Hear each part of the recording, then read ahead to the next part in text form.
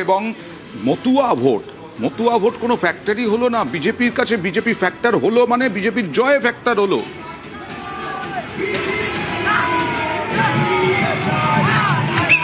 একেবারে অয়নদা সেখানে দাঁড়িয়ে রয়েছে রানাঘাট কলেজের বাইরে, গণনা কেন্দ্রের বাইরে, যেখানে দেখতে পাচ্ছ বিজেপি কর্মী সমর্থকরা এই মুহূর্তে গেরুয়া আবির মেখে তারা উল্লাসের আগে তো তোমাকে দেখিনি উল্লাসের ছবি। তারপরে বলছি তোমাকে যে রানাঘাট যে কেন্দ্রে দাঁড়িয়ে রয়েছি, রানাঘাটকে কেন্দ্র করে তিনটি কেন্দ্র রয়েছে, রানাঘাট উত্তর পশ্চিম, রানাঘাট উত্তর পূর্ব এবং রানাঘাট দক্ষিণ। একেবারে ভারত বাংলাদেশ সীমান্তে লাগোয়া দুটি বিধানসভা কেন্দ্র রয়েছে, যেখানে উদ্বস্তু ভোট, মতুয়া ভোট রয়েছে এবং বিজেপি এটিকে বিজেপির গড় হিসেবে চিহ্নিত করেছিল 2019, 2021 এবং 2024 সাল। তার পরবর্তী আজকে 2026 বিধানসভা নির্বাচন। এই ভোটেও কিন্তু কার্যত একেবারে যেই তাদের যে ভোট ব্যাংক, সেই ভোট ব্যাংক তারা ধরে রাখতে পেরেছে।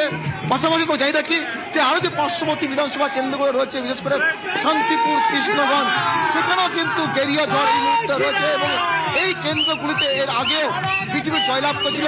2021 সালে 17টি বিধানসভা কেন্দ্রের মধ্যে 9টিতে জয়লাভ করেছিল বিজেপি।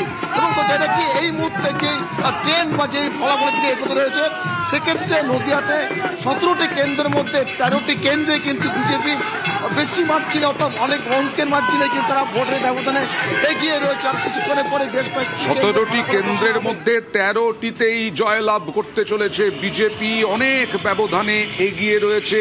তার মানে মতুয়া ফ্যাক্টর কোনো কাজ করলো না সেই রকমভাবে যেভাবে তৃণমূল দাবি করেছিল। সরাসরি বারাসাতে